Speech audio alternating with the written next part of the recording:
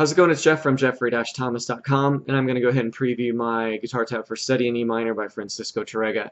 So I'll just walk through the sections without repeats, and then we'll come back in and talk about some details. So here we go. Ready, go.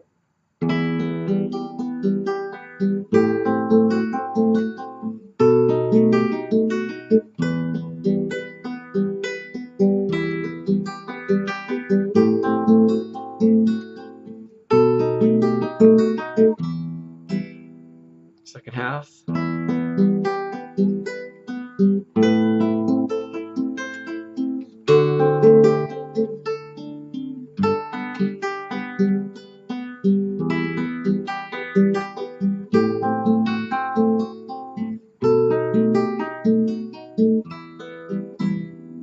Okay, so there's an A section and a B section on this piece.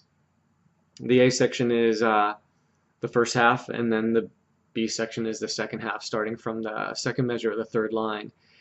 And I know a lot of guitar players are really interested in classical guitar, but they just do not want to learn how to read music. So instead of being like really strict on that, I've kind of lightened up a little bit and have everything in tablature for you. So basically what we should be talking about is the right hand. So first off, your letter names of the right hand are P, I, M, and then your ring finger's A.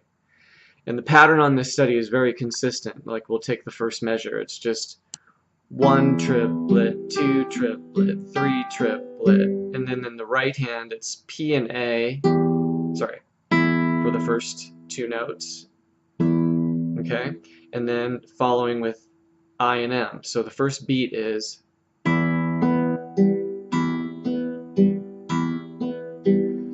and one of the things that comes up a lot with students who don't want to go through all the details of learning classical guitar from the beginning, which I recommend, but I also understand that people don't want to go through a lot of those details. The most important thing is planting for the right hand. So when I took my first classical guitar lesson, I was just a punk playing rock and stuff, and the first thing the teacher did was have me plant my right hand. So the thumb goes on the sixth string about mid sound hole, right? And then I lines up towards the back of the sound hole. So there's that separation, and then I, M, and A are on the first, or I'm sorry, the third, second, and the first string down, and then your thumb is there. So this is planting. You're basically just taking your hand off and putting it back. Now the reason that you want the separation from your first finger and your thumb is the bass note is going to kind of take care of the sixth, fifth, and fourth string, so you don't want these guys creeping ahead of it. So if I just loop that first beat, you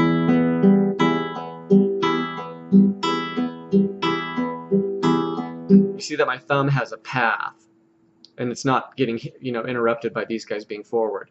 The other thing that is going to be unavoidable if you're not going to learn how to read music is you have to learn how to count. There's no way around it. You can guess, but that's not the best way to do things. This study is all, for the most part, triplets, and I want to go ahead and explain those with the metronome on. Let me kick it at about 75. So I'll just take the first measure with counting. Ready, go. 1 triplet, 2 triplet, 3 triplet, 1 triplet, 2 triplet, 3 triplet, 1 triplet, 2 triplet, 3 triplet. Okay, so triplet counting is basically dividing a quarter note into three subdivisions. 1 triplet, 2 triplet, 3 triplet, 1 triplet, 2 triplet, 3 triplet. The study is in 3/4, so there's only 3 beats per measure. 1 triplet, 2 triplet, 3 triplet, 1 triplet, 2 triplet, 3 triplet. Okay. The other thing I did that classical guitar books won't do for the most part is identify chords. So the first measure is pretty much E minor, just and then with your pinky down. Now the next measure starts with an A minor 7 chord and then drops down to this melody note, so that's actually pretty cool, little suspension there. Third measure in is a B7 chord, and you have to bar at the second fret. second fret starting from the 5th string. You don't have to worry about the 6th string. So there's some melody notes on the 1st string that are moving. Then the pinky's up to 7.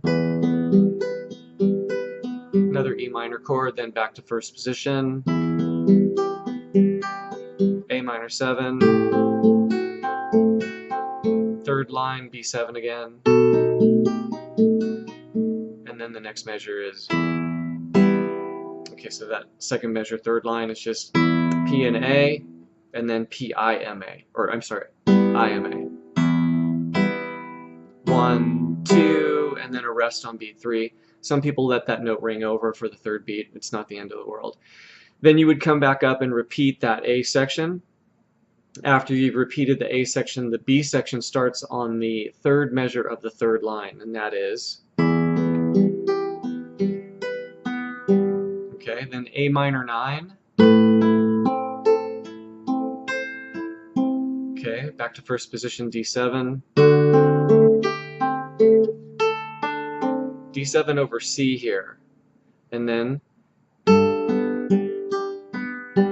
G add 9. Okay, 5th line, back to E minor. A